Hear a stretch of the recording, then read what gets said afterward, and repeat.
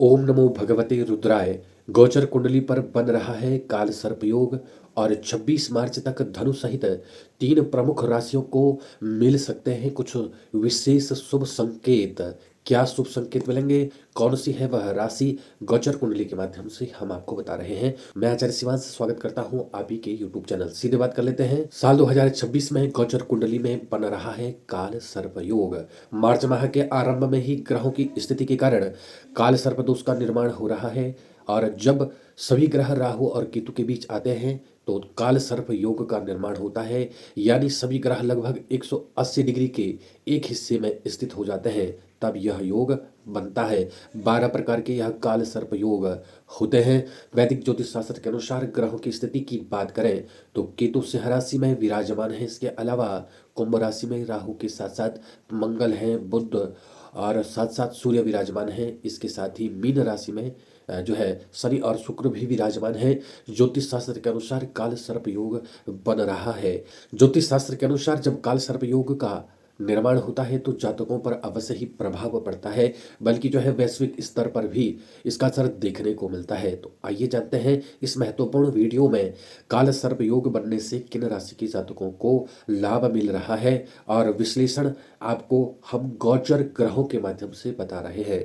कब बनता है काल सर्प योग, इसके बारे में थोड़ा जान लेते हैं। काल सर्प दोष को कुंडली का एक बड़ा दुर्योग माना गया है। यह दोष तब बनता है जब राहु और केतु के बीच आकर सभी ग्रह विराजमान हो जाते हैं। ऐसी स्थिति में कुंडली का आधा भाग खाली हो जाता है और सभी ग्रहों के राहु केतु के बीच में आ जाने से काल सर्प दोष का निर्माण होता है। अगर किसी जातक की कुंडली में काल सर्प दोष बनता है तो उसके जीवन में संघर्ष अवश्य होता है, मन अशांत होता है, स्वास्थ्य में बुरा असर पड़ता है, शिक्षा और व्यापार में नुकसान होता है, किसी न किसी तरह की बाधा आती है और वैवाहिक जीवन में भी समस्याएं बनती हैं। परिवार में कलह से लेकर दोस्तों के बीच दरार भी आ जाती है। हालांकि कुछ मामलों में सकारात्मक प्रभाव भी देखने को मिलता है, जो ग्रहों की स्थिति पर निर्भर करता है। बता दें आपको कि चंद्रमा की स्थिति में बदलाव के कारण इस काल सर्प योग का प्रभाव कम हो जाएगा। आपको यह भी बता दें कि चंद्रमा की स्थिति में बदलाव के कारण इस काल सर्प योग का प्रभाव कम हो जाएगा।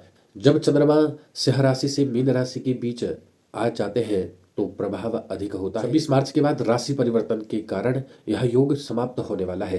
तो काल सर्पदोष बनने से किन राशियों को लाभ मिल रहा है? पहली जो राशि है वह है धनु राशि। धनु राशि के जातकों को कुंडली में लग्न के स्वामी देवगुरु बृहस्पति और सप्तम भाव में वक्री अवस्था में विराजमान है वर्तमान में, जो 11 मार्च को मार्गी हो जाएंगे। इसके अलावा सूर्य मंगल बुध और राहु तीसरे भाव में, शनि शुक्र चौथे भाव में विराजमान है। इसके साथ ही इस राशि की शनि की ढैया भी चल रही है।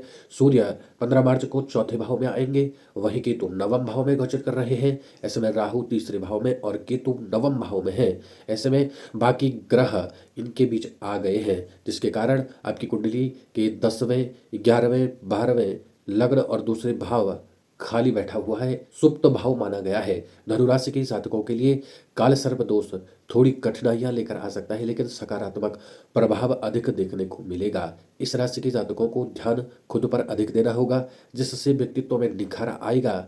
आप अपने लक्ष्यों को पाने में सफल हो सकते हैं। आपके कैरियर में कई बड़ी उपलब्धियां जुड़ सकती हैं। मार्च का महीना धनुराशि के जातकों के लिए विशेष लाभप्रद रहे। तीसरे भाव में सूर्य मंगल बुध और राहु के होने के कारण इस राशि के जातकों के आत्मविश्वास और साहस में तेजी से वृद्धि होगी। कैरियर में विदेश में नौकरी मिलने की जो है संभावना बढ़ रही है। शुक्र के कारण सुख सुविधाओं में भी तेजी से वृद्धि होने वाली है। गुरु की दृष्टि के कारण ऐसे में अविवाहित जातकों का विवाह प्रस्ताव भी हो सकता है। इसके अलावा प्रॉपर्टी में भी लाभ मिल सकता है। इसके दौरान आपको वाणी पर संयम अवश्य रखना है, वरना परिवार और जीवन साथी और संतान के साथ संबंधों में तनाव आ सकता है। गोचर में काल सर्प योग दोष बनने से दूसरी जो राशि है जिसे लाभ हो रहा है वह है मीन राशि। मीन राशि के जातकों के लिए काल सर्प योग परेशानी बढ़ा सकता है, लेकिन कुछ ग्रहों की स्थिति के कारण आपको भी लाभ अवश्य प्राप्त होगा। आपकी राशि में शेषनाग काल सर्प योग बन रहा है और छठे और 12वें भाव में बन रहा है।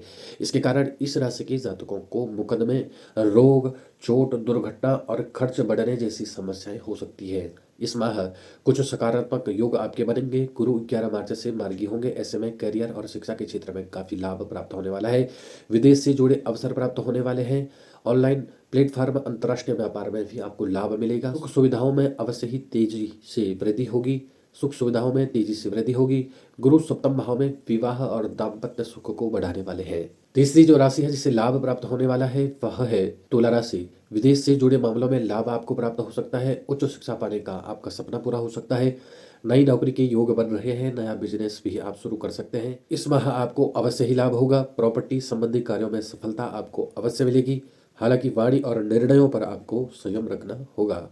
इसी प्रकार की जानकारी को जानने के लिए हमारे YouTube चैनल से अवश्य जुड़े रहें। फेसबुक पेज से अवश्य जुड़े रहें। कमेंट बॉक्स में हर हर महादेव अवश्य लिखें। हर हर महादेव।